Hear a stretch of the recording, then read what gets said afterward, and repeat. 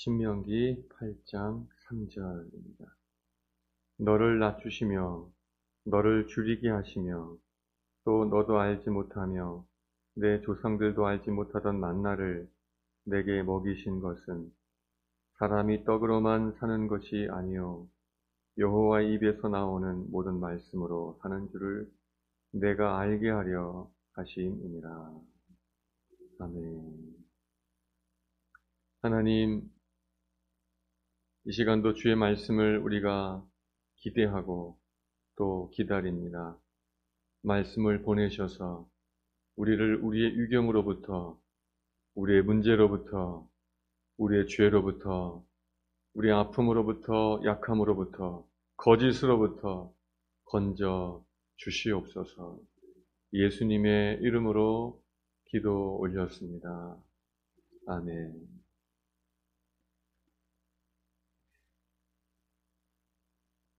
이 말씀을 가지고 광야의 은혜 이런 제목으로 하나님의 말씀을 듣도록 하겠습니다. 그 광야가 비록 정말 광야지만 아무것도 없고 핍절의 땅이고 힘든 시간이지만 그것이 하나님이 허락하신 광야라면 반드시 거기에는 하나님의 뜻이 있고 더불어 은혜가 있는 것을 믿습니다. 하나님께서 이스라엘 백성을 애굽에서 구원해 내시고 가나안으로 이제 인도하시는데 그 과정의 광야가 필요했다면 그것은 하나님의 은혜인 것이죠. 우연히 생긴 것이 아니고 하나님의 계획 가운데 있는 광야라면 그건 은혜다. 오늘 지난주부터 우리 가운데 이 말씀 속에서 반복되는 단어가 광야, 또 애굽 이렇습니다. 하나님의 뜻이 있는 줄로 믿습니다. 우리 중 저도 그렇고 여러분도 그렇고 여러 가지 이유로 광야 같은 시간을 보내는 분들이 있습니다. 오늘 우리들은 그 광야를 빨리 지나가야 될 시간으로만, 빨리 지나가야 될 그런 장소로만 생각하는 것이 아니라 거기에 있는 그 은혜, 오늘 맥체의 말씀처럼 의인을 위하여 빛을 뿌리고 또 그 길에 기쁨을 뿌렸다고 하셨으니까 비록 눈물골짜기 같은 길을 걷고 있지만 여기에도 뿌려놓으신 주의 은혜가 있다 믿고 그 은혜를 도리어 발견하기를 힘쓰는 우리가 되어야 될 줄로 믿습니다. 은혜로 주신 건데 빨리 지나가기만 바라면 우리는 어쩌면 어리석은 것이죠. 이 광야의 때에 마땅히 우리가 이 광야의 때에만 누릴 수 있는 은혜가 있는데 그 은혜를 우리가 깨닫게 되고 누리게 되시기를 축복합니다. 오늘 본문에 보면은 광야의 때 주시는 두 가지 은혜가 있습니다. 그리고 두 가지 그 은혜는 한 가지를 목적으로 삼고 있습니다. 두 가지 은혜 중에 첫 번째 뭐냐면 광야에서 하나님은 우리를 낮추십니다. 정말 자기의 한계를 지난주 말씀처럼 우리의 한계를 맛보게 되고 내가 이렇게 연약했나 깨닫게 하십니다. 나를 낮추시고 나를 줄이게 하시고 한마디로 나의 바닥을 보게 하시는 거죠. 나의 바닥을 보게 하시는 겁니다. 여러분의 바닥을 보신 적이 있으십니까? 보기 싫으시죠? 안 봤으면 쉽지만 사실은 우리의 바닥, 우리의 끝, 우리의 적나라한 모습 그것을 봐야지만 거기서 새로운 시작이 하나님의 역사가 일어나게 될 것입니다. 하나님은 그래서 다 없던 걸 하자 하고 무조건 시작하시는 하나님이 아니라 우리의 바닥을 보게 하시고 그래서 그 후에 그 바닥 같은 내 인생 가운데 뭐가 되어지고 역사가 일어나면 그 모든 것이 하나님의 영광이 되게 하시기 위해서 반드시 저를 또 여러분을 낮추시는 그 은혜가 있습니다. 요즘 들어 여러 가지 이 상황 속에서 참 계속 낮아지는 것 같다. 정말 더 창피해지는 것 같고 수치스러워지는 것 같고 바닥을 본 줄 알았는데 또 있네 하면서 계속 그런 시간들을 혹시 보내십니까? 여러분, 그게 은혜인 줄로 믿습니다. 하나님께서 우리를 낮추시는 이유는 무엇이냐면 그 낮아진 그 마음 가운데 부인된 우리의 존재감 가운데 찾아오셔서 그 낮은 우리들을, 약한 우리들을 크게 사용하시기 위해서 지금 우리를 낮추시는 줄로 믿습니다. 너무 낭망하지 마시고, 너무 슬퍼하지 마시고, 너무 괴로워하지 마시고, 너무 수치스럽게 생각하지 마십시오. 하나님 주신 광야라면 거기에 은혜가 있습니다. 하나님이 낮추시는 것이라면 거기에도 이유가 있습니다. 그 자체를 은혜로 알고, 내가 이런 사람이었구나. 내가 이렇게 못난 사람이었구나. 그래, 이것이 내 모습이었지. 내가 이렇게 부족하지. 깨닫게 되는 거 부끄러워하지 말고 그 자체를 은혜로 여기시기를 축복합니다. 고린도후서 12장에 보면은 바울이 내 이 약함, 이 육체의 약함, 이것 좀 고쳐달라고 하나님께 기도했죠. 하나님 뭐라고 대답하셨습니까? 나에게 이르시기를 내 은혜가 내게 족하도다. 이는 내 능력이 약한 데서 온전하여짐이라 하신지라. 바울은 그 약함을 고치고 싶었어요. 이 광야가 싫었어요. 수치스러웠습니다. 내가 왜 이렇게 약해야 될까? 하나님 일을 감당해야 되는데 이것 좀 없애주십시오. 라고 말했어요. 하나님은 뭐라 하십니까? 아니다 바울아. 내 은혜가 너에게 족하다. 내 능력은 약한 데서 온전하여진다. 너가 약하기 때문에 내가 너를 붙잡아 주는 것이고 네가 약하기 때문에 내가 너를 강하게 사용하는 것이다. 패러다임이 바뀐 거예요. 그 전까지 이 약함은 나의 수치였어요. 이 부족함은 정말 부끄러운 것이었어요. 하나님께서 그것이 네가 강한 이유고 그것이 내가 너를 사용하는 이유다라고 말씀해 주시니까 이 바뀐 거예요. 이것이 있어야 주의 은혜가 내게 임하는구나. 그러므로 도리어 크게 기뻐함으로 나의 여러 약한 것들에 대하여 자랑하리니 이는 그리스도의 능력이 내게 머물게 하려 함이라. 여러분의 낮아짐이 요즘 느껴지십니까? 사랑하는 여러분, 하나님의 은혜가 임할 징조인 줄로 믿습니다. 우리가 이렇게 뭐가 잘해서, 우리 열심히 해가지고, 노력해가지고, 능력이 있어서, 재주가 있어서 되는 건, 그건 우리의 능력이지만, 내가 이렇게 모자란데, 이렇게 부끄럽고, 이렇게 못났는데, 그러나, 거기서 하나님 역사가 나타날 때, 하나님 영광 받으실 줄로 믿습니다. 그동안은 네가 했지만, 그동안은 내가 했지만, 그동안 너희들끼리 했지만, 이젠 내가 할 것이다. 난 너희를 과거로 보낼 것이고, 너를 약하게 만들 것이고, 약한 너를 강하게 사용함을 통해서 나 영광을 드러낼 것이다. 이런 소망을 품으시고 이 광야의 시간에 약해짐을 도리어 은혜로 고백하시기를 축복합니다. 약해지는 것 은혜다. 하나님 아버지가 계시는데 내가 좀 약하면 어때? 하나님이 살아계시는데 그분께 능력이 많은데 내가 좀 부족하면 어때? 괜찮아요. 그렇지 않습니까, 여러분? 이 교회의 머리가 예수 그리스도인 줄 믿습니다. 하나님 우리 아버지인 줄로 믿습니다. 그 아버지가 하나님이 우리 아버지신데 자녀가 좀 부족하면 어때요? 아버지가 계시는데. 우리 지체가 좀 부족하면 어떻습니까? 머리신 주님이 강력하시고 영광 가운데 계시는데 말이에요. 모든 이름에 뛰어나신 분이 우리 예수님이신데 괜찮습니다. 그 믿음을 가지고 도리어 약하여짐을 자랑할 수 있는, 기대하고 소망할 수 있는 광야의 은혜를 누리게 되시기를 축복합니다. 두 번째 은혜는 하나님께서 광야의 소리를 낮추시고 두 번째는 이런 은혜를 주십니다. 또 너도 알지 못하며 내 조상들도 알지 못하던 만나를 내게 먹여주신다.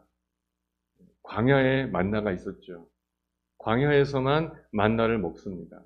근데 만나는 단순히 그냥 먹고 살게 해주는 양식의 차원이 아니었어요.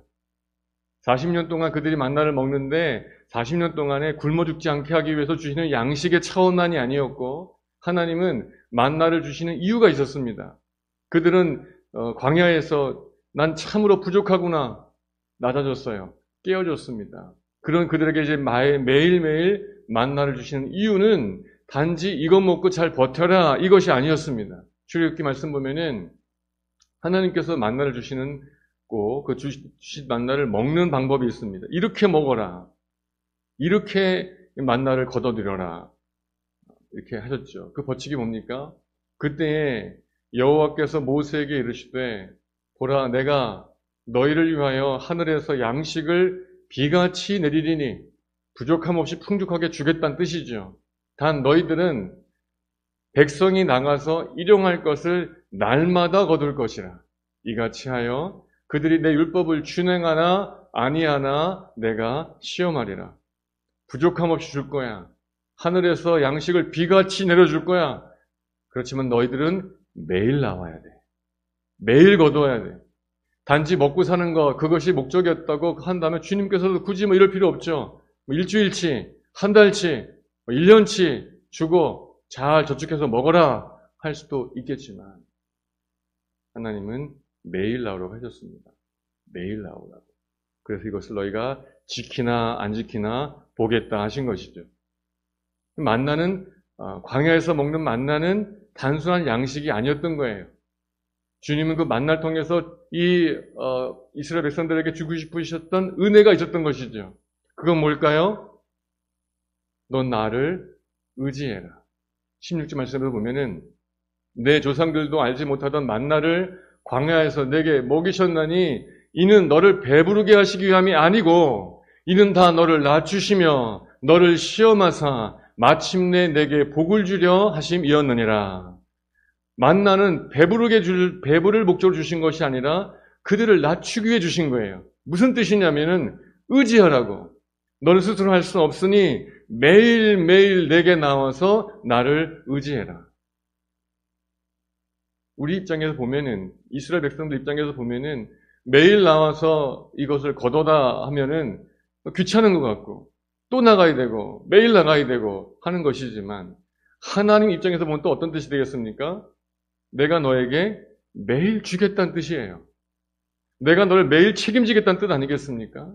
이것을 믿음 없이 귀찮아한다면은 어리석은 거죠. 이것은 우리 입장에서는 귀찮을 수 있겠지만 하나님은 더 귀찮아요.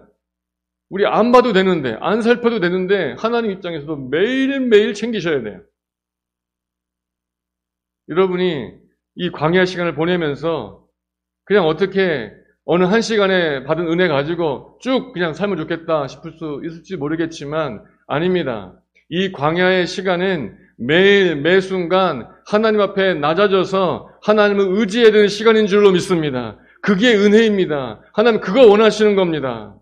광야가 아니라면, 애굽이라면, 가나안이라면, 모든 게 풍족한 곳이라면 우리는 잊어먹고 살 수 있지만 하나님께서 굳이 내 인생 가운데 이런 광야를 주신 이유는 너, 나 의지하고 살아라. 너의 힘으로 살지 말고 너를 낮추고 나를 의지해라. 이 이유로 하나님께서 우리에게 이 시간 이렇게 광야를 주신 줄로 믿습니다. 그리고 그것이 은혜인 것이죠. 귀찮은 것이 아니에요. 새벽에도 나와라. 수요예배도 나와라. 언제도 나와라. 아, 귀찮아. 아니에요. 그게 은혜인 줄로 믿습니다. 그게 광야의 은혜인 것입니다. 광야를 만났기 때문에, 광야인 줄 알기 때문에, 광야를 깨달았기 때문에, 나의 약함을 깨달았기 때문에 한순간도 주를 의지하지 않을 수 없는 이 은혜. 이것이 광야에서 누릴 수 있는 두 번째 은혜인 것입니다. 나를 낮추시고 그리고 결국은 하나님을 의지하게 만드시는 이 은혜의 시간.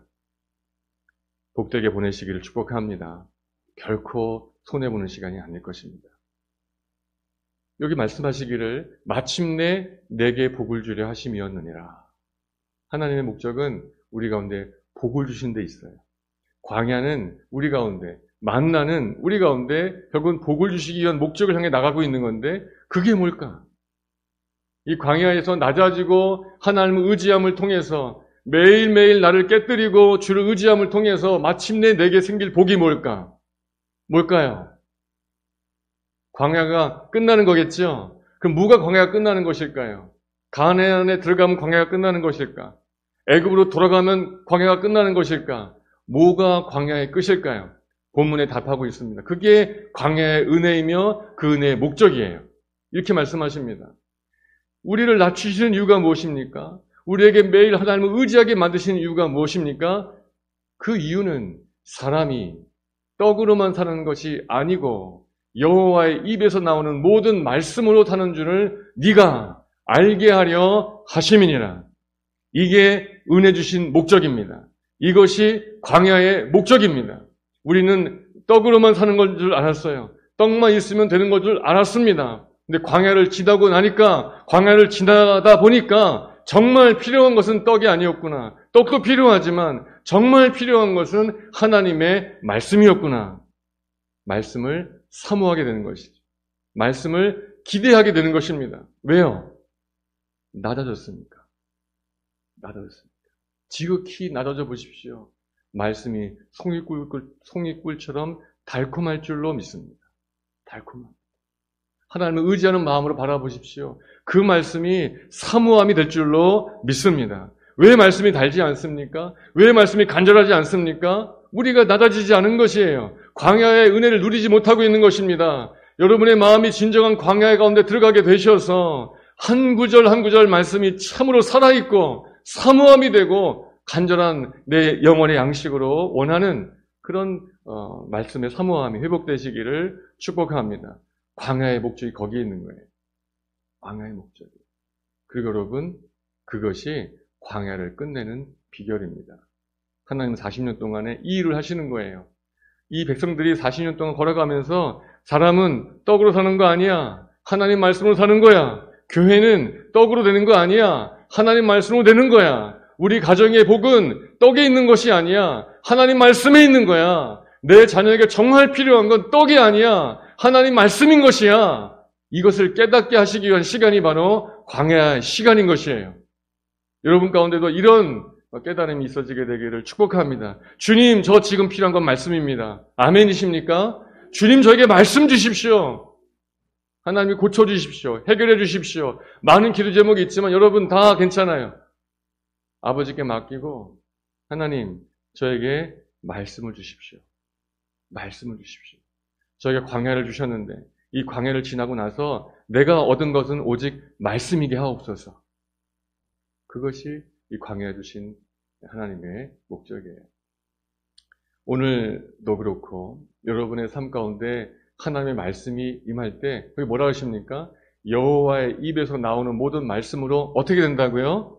살게 될 줄로 믿습니다. 살게 될 줄로 믿습니다. 이건 틀린 차원이에요. 그냥 생명을 이어간다는 차원이 아닙니다. 뒤에 보겠지만 가나안 땅을 주는다고 해가지고 그것이 받는 게 다가 아니지 않습니까? 들어가서 잘 살고 누려야 되지 않겠습니까? 그게 사는 것인 줄로 믿습니다. 광야의 시간이, 고통의 시간이, 아픔의 시간이, 수치의 시간이 끝나는 게 중요한 것이 아니라 끝나고 난 다음에 살아야죠. 산다는 것이 어떤 것입니까? 생명이 부지된다는 뜻이 아니라 유지된다는 뜻이 아니라 잘 살아야죠. 누려야죠. 풍족해야죠. 풍성하지 않겠습니까? 살게 된다. 하나님은 가나안을 주는 것 자체가 목적이 아니고 가나안에서 그들이 살게 하는 게 목적이었던 것이에요. 뭐가 필요합니까? 말씀이 필요했던 거예요. 우리 가운데 말씀이 들려질 때 우리가 살아나게 될 줄로 믿습니다. 시편 119편 말씀에 이 말씀은 나의 고난 중의 위로라. 이 말씀은 나의 광야 생활 가운데 위로였다. 은혜였다. 왜냐하면 주의 말씀이 나를 살리셨기 때문이니라. 아멘. 아멘. 하나님께서 광야를 주셨는데 이 광야를 지나고 나서 내가 그 광야 생활 속에 나의 진정한 위로는 말씀이었습니다. 그 광야 속에 내가 말씀을 만났고 그 말씀이 나를 살렸습니다라고 고백할 수 있을 때 여러분은, 우리는 광야를 잘 보낸 것입니다. 그러나 광야를 지났지만은 그래, 그때 내가 그걸 잘 선택했지, 내가 노력하고 힘썼지, 내가 견뎠지, 이것만 남아있다면 아직 광야가 끝난 것도 아니에요. 우리의 광야 끝에 남는 것이 오직 말씀이시기를 축복합니다. 그 광야의 때에, 그 고난의 시간에 하나님 말씀이 내게 임하였고 그 말씀이 나를 살렸다. 그 말씀이 나를 살렸다. 할 수 있게 되기를 축복합니다. 그러기 위해서 그 말씀이 내가 떡으로 사는 것 아니고 말씀으로 산다는 그 고백을 하게 하기 위해서 지금 광야를 주셨다는 겁니다. 그리고 말씀드렸던 것처럼 이제 가나안 땅을 주시는데 오늘 1절 말씀 보니까 이렇게 되어 있어요. 내가 오늘 명하는 모든 명령을 너희는 지켜 행해라. 무슨 뜻입니까? 말씀을 받아라. 떡으로 사는 것으로 여기지 말고 말씀으로 산다고 고백해라. 이 뜻이겠죠. 그리하면 너희가 살고 번성하고 여호와께서 너희에게 조상들에게 맹세하신 땅에 들어가서 그것을 차지하리라. 아멘. 단지 광야를 지나가서 가나안 땅에 들어가는 게 목적이 아니에요. 가나안 땅에 들어가서 살고 번성하고 그것을 차지하는 것, 그 약속을 성취하는 것, 가나안 땅을 누리는 것, 죽었던 가나안 땅을 살아나게 하는 것, 그 땅을 고치는 것, 그것이 바로 진정한 가나안의 복인 줄로 믿습니다. 누가 할 수 있습니까? 광야를 지난 자가 할 수 있는 것입니까? 할 수 있는 것입니다. 누가 할 수 있습니까? 광야를 통해서 말씀을 받은 자들이 할 수 있는 것인 줄로 믿습니다. 여러분에게 이제 가나안이 올 것입니다. 약속의 땅이 임할 것입니다. 하나님의 응답이 임하게 될 것입니다. 여러분, 말씀이 준비되어 있지 않으면 아무리 좋은 게 와도, 아무리 훌륭한 것이 내게 와도 내게 말씀이 없으면 그건 복이 될 수 없습니다. 역사가 보여주는 것처럼 가나안 땅에 들어갔지만 그 말씀에 순종하지 못한 그들은 그 가나안 땅에서 복을 누리는 것이 아니라 도리어 쫓겨나게 되지 않습니까? 마찬가지인 것이에요. 지금 이 가나안 땅을, 이 광야 땅을 지나고 있는데 어느 순간이 임하기를 기대하고 있는데, 근데 여러분, 그것이 온다고 한들 내게 말씀이 없으면 아무 소용없는 거 아니겠어요? 복이 될 수 없어요. 그러므로 이 시간 어떤 것보다도 사람은 떡으로 사는 것 아니다. 말씀으로 사는 것이다. 하며 말씀을 사모함으로 이 시간을 보내셔서 언제고 때가 되어 주께서 여러분에게 그 가나안을, 그 약속의 성취를, 하나님의 응답을 보여주실 때 그것을 마음껏 누리게 되시기를 축복합니다. 이 시간 그 말씀을 받지 않으면, 말씀에 의지하지 않으면, 말씀을 사모하지 않으면 복이 아닌 것이에요. 광야의 은혜를 온전히 누리게 되시기를 예수님의 이름으로 축복합니다. 말씀을 들어야 돼요. 우리가 들어야 될 말씀은 어떤 말씀일까요? 말씀을 들어야 돼요. 광야를 통해서 우리가 들어야 될 말씀이 무엇입니까? 말씀이 육신이 되어 우리 가운데 거하심에 우리가 그의 영광을 보니 아버지의 독생자의 영광이요 은혜와 진리가 충만하더라. 아멘. 말씀을 들어야 된다. 말씀을 먹어야 된다라고 하는데 그 말씀이 뭐냔 말입니다. 말씀이 육신이 되어 이 땅에 오셨던 예수 그리스도, 그분의 복음, 그분의 십자가의 믿음, 십자가의 보혈, 그것을 믿는 것, 그것을 먹는 것, 그것을 주목하는 것, 그걸 의지하는 것, 그것이 이 광야를 지나가는 가장 유일한 지혜이고 능력이 될 줄로 믿습니다. 주의 말씀을 믿으십시오. 주의 복음을 먹으십시오. 십자가의 보혈을 믿으십시오. 그것이야말로 광야를 이기는 유일한 방법인 것입니다. 교회가 그 복음으로 살게 될 줄로 믿습니다. 여러분의 가정이 그 복음으로 살게 될 줄로 믿습니다. 우리가 왜 지금 광야를 지나고 있는가? 그 복음이 필요한 것이에요. 언제고 우리 가운데 그 말씀이 육신이 되어 이 땅에 찾아오신 예수 그리스도, 그분의 복음, 그 말씀의 성취이신 예수 그리스도, 그분께서 우리 가운데 찾아오실 때, 그분이 우리 마음에 들어오게 될 때 이 광야는 복으로, 영광으로 바뀌게 될 줄로 믿습니다. 그분이 생명의 떡이에요. 6장에도 이어서 말씀하십니다. 살아계신 아버지께서 나를 보내심에 내가 아버지로 말미암아 사는 것 같이 나를 먹는 그 사람도 나로 말미암아 살리라. 광야의 이 시간, 말씀을 먹어야 될 시간입니다. 무엇이 말씀입니까? 무엇이 생명의 떡입니까? 예수 그리스도인 줄로 믿습니다. 날마다 고백하십시오. 날마다 의지하십시오. 이 광야의 시간을 지나가는 시간마다 예수를 부르십시오. 예수를 의지하십시오. 예수를 사모하십시오. 이 광야는 반드시 복으로 변화되게 될 줄로 믿습니다. 누가 먹습니까? 생명의 떡을 주셨음에도 불구하고, 먹으면, 들으면, 믿으면 살 수 있는 말씀을 주셨음에도 불구하고 누가 먹습니까? 누가 받습니까? 누가 이 말씀을 사모합니까? 마태복음 6장에 말씀하시기를 심령이 가난한 자는 복이 있나니 천국이 그들의 것입니다 하셨습니다. 언제 심지 가난해집니까? 바로 광야의 시간인 것이에요. 이 광야의 시간은 바로 우리의 심령이 가난해야 되는 시간인 것이고, 그 가난한 심령으로 말씀을 사모할 때 하나님의 천국의 복이, 진정한 가나안의 복이 여러분 가운데 임하게 될 줄로 믿습니다. 여러분, 광야의 반대말이 뭘까요? 뭐가 광야의 반대겠습니까? 어디가 광야의 끝일까요? 광야의 반대말이 뭐겠습니까? 애굽일까요? 가나안 땅일까요? 아닙니다. 이사야 51장 말씀에 말씀하시기를 나 여호와가 시온의 모든 황폐한 곳들을 위로하여 그 사막을, 그 광야를 에덴 같게, 그 광야를 여호와의 동산 같게 하였나니 그 가운데 기뻐함과 즐거움과 감사함과 창호하는 소리가 있으리라. 할렐루야. 광야의 반대는 에덴이에요. 에덴이 어디입니까? 하나님이 처음 만드신 그 동산이에요. 모든 것이 완벽했던 그 동산이죠. 거기가 광야의 반대말이에요. 단지 가나안에 들어가는 것, 어떤 문제의 해결, 그것이 광야의 끝이 아니고 에덴의 회복이야말로 진정한 광야의 끝인 것이고 그것이 영광의 회복인 줄로 믿습니다. 이 교회 가운데, 여러분의 가정 가운데 이 에덴이 회복되기를, 이 에덴이란 말이 기쁨이란 뜻이에요. 기쁨의 회복이 일어나게 되기를 축복합니다. 에덴이 이유가 무엇입니까? 환경이 좋기 때문에, 상황이 좋기 때문에, 모든 것이 부족함이 없기 때문에 에덴인 것이 아니에요.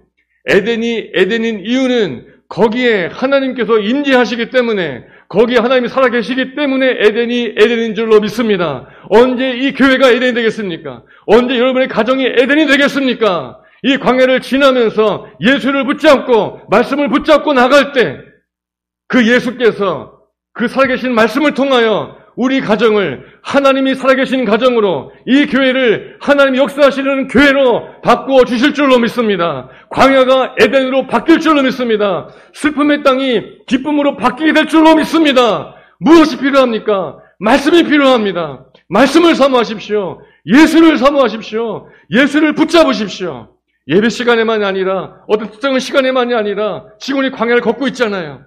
매 순간 낮아진 나의 마음을 가지고 심령이 가난한 심령을 가지고 말씀을 사모하고 예수를 부르고 의지할 때, 예수의 이름을 선포하며 나갈 때 반드시 이 광야가 에덴으로 바뀌는 역사가 나타나게 될 줄로 믿습니다. 모든 슬픔은 끝나게 될 것이고 참 기쁨의 역사가 나타나게 될 줄로 믿습니다.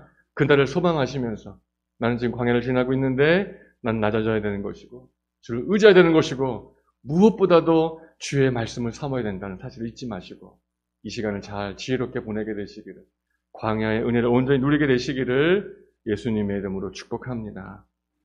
아멘.